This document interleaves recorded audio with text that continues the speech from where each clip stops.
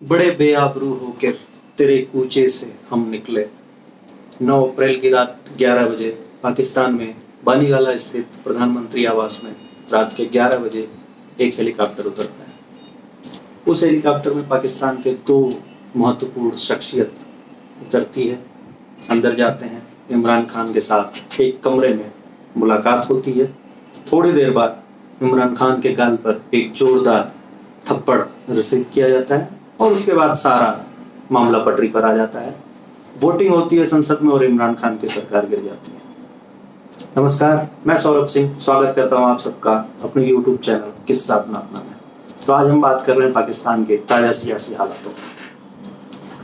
तो जैसा कि आप सब जानते हैं कि सुप्रीम कोर्ट के आदेश के अनुसार वहाँ पे अविश्वास प्रस्ताव पे वोटिंग करने की बात सुप्रीम कोर्ट ने कही।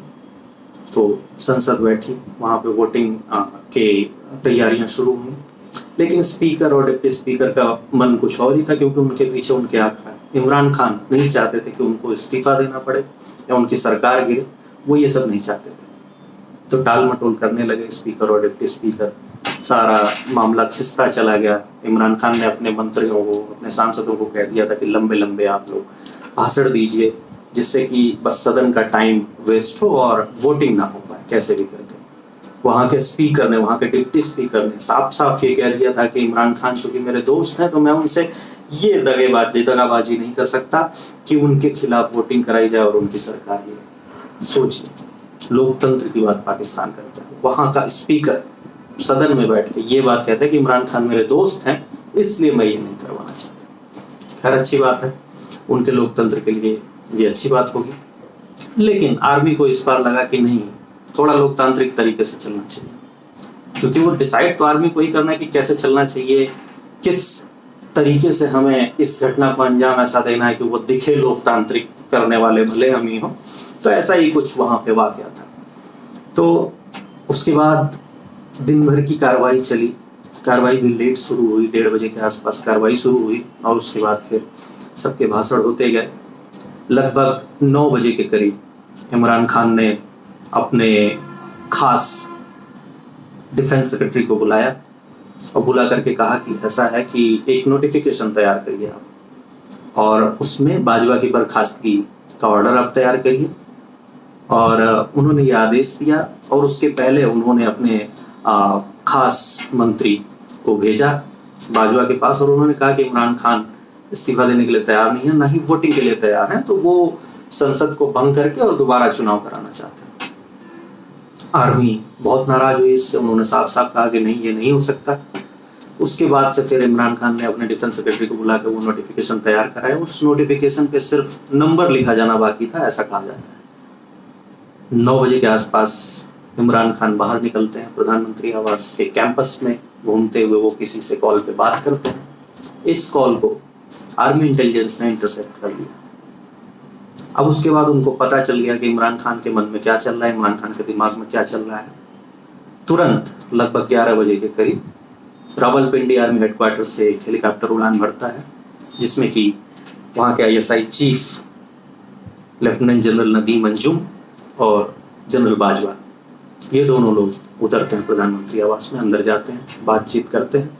वहाँ पे इमरान खान से बोला जाता है कि आप वोटिंग का सामना करें, और जैसा कि सुप्रीम कोर्ट ने कहा है।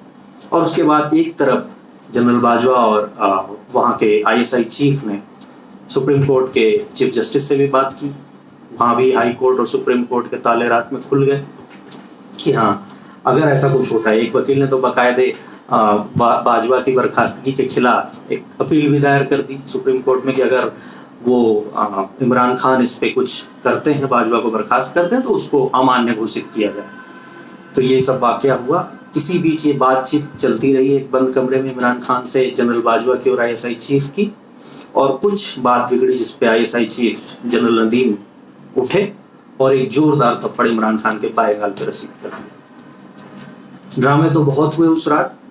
बहुत कोशिश की गई कि कुछ ड्रामों को रोक भी दिया जाए जो बाहर ना जाने पाए, लेकिन ये नाकाम कोशिशें थी। बहुत सी बातें बाहर आई, बहुत सी बातें थोड़ी देर बाद बाहर आई, लेकिन आई। तो ये सब वाकया जब वहाँ पे हुआ, उसके बाद इमरान खान तैयार हो गए वोटिंग के लिए। तुरंत ही संसद में खबर दी गई और वहाँ पे स्पीकर और डिप्टी स्पीकर ने अपना इस्तीफा दिया और नए स्पीकर चुने गए अयाज सादिक, जो कि नवाज शरीफ की पार्टी के थे। उन्होंने फिर वोटिंग कराई और वहाँ पे इमरान खान की सरकार गिर गई और वापस से अगले दिन शहबाज शरीफ, जो कि इमरान खान के भाई हैं, उनको प्रधानमंत्री चुन लिया गया। ये वाकया काफ़ी इंटरेस्टिंग था, हमने सोचा कि आपके साथ शेयर करते हैं। तो अब देखते हैं कि आगे शहबाज शरीफ जो वहाँ पे प्रधानमंत्री नियुक्त किए गए, ऐसा नहीं है कि वो कोई बहुत दूध के धुले हुए हैं। नवाज शरीफ का नाम पनामा पेपर्स मामले में था, जिसकी वजह से वो फिर निर्वासित चल रहे हैं, अभी लंदन में हैं। अब पता चला है कि हाँ भाई, उनका भाई अब वहाँ पे प्राइम मिनिस्टर हुआ, तो सैयां भाई कोतवाल अब डर काहे का, अब वो वापस आ रहे हैं।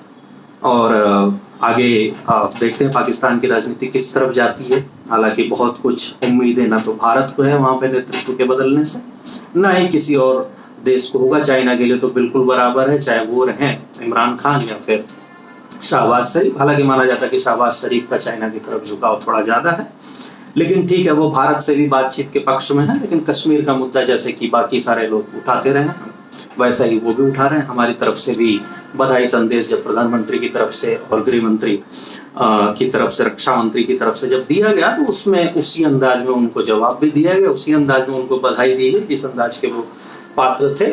तो देखते हैं कि आगे कैसा संबंध रहता। हालांकि हिंदुस्तान और पाकिस्तान की आवाम के लिए हिंदुस्तान और पाकिस्तान के संबंध सुधरने काफ़ी ज़रूरी हैं, लेकिन जब तक वहाँ पे दो तरफा सरकारें चलती रहेंगी, एक आर्मी चलेगी, अपनी सरकार चलाएगी, और जो सरकार होगी चुनी हुई, वो दोनों जब तक अलग अलग चलते रहेंगे, जब तक दोनों की मंशा एक नहीं होगी, तब तक वहाँ से बातें कुछ और होंगी और पीठ पीछे कुछ और होगी। जैसा कि आप सब देख चुके हैं कि पिछली बार नवाज शरीफ के साथ इतने अच्छे संबंध जोड़ने की कोशिश की प्रधानमंत्री मोदी ने, लेकिन उसके 8 ही दिन बाद क्या हुआ पठानकोट में, वो सबको पता है। तो हम उम्मीद करते हैं कि शायद कुछ रिश्ते सुधरें, कुछ ऐसे हालात बदलें जिनसे कि दोनों देश के लोग सुखी रहें, खुश रहें, और खास करके पाकिस्तान के आर्थिक हालात जो कि उनके इतने खराब हैं, जो वो सिर्फ डिफेंस एरिया में अपना इन्वेस्टमेंट करते हैं अपने बजट को, वो खास करके वहाँ पे शिक्षा पे, वहाँ के लोगों की गरीबी से उनको उभारने में, वहाँ के महंगाई कम करने में, इन सब पे ज़्यादा ध्यान से दे सकें,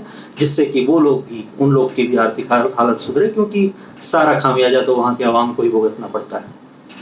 तो चलिए हम देखते हैं आगे क्या कुछ होता है, उस पर हमारी नज़र रहेगी। तब तक के लिए आज के सेगमेंट में फ़िलहाल इतना ही।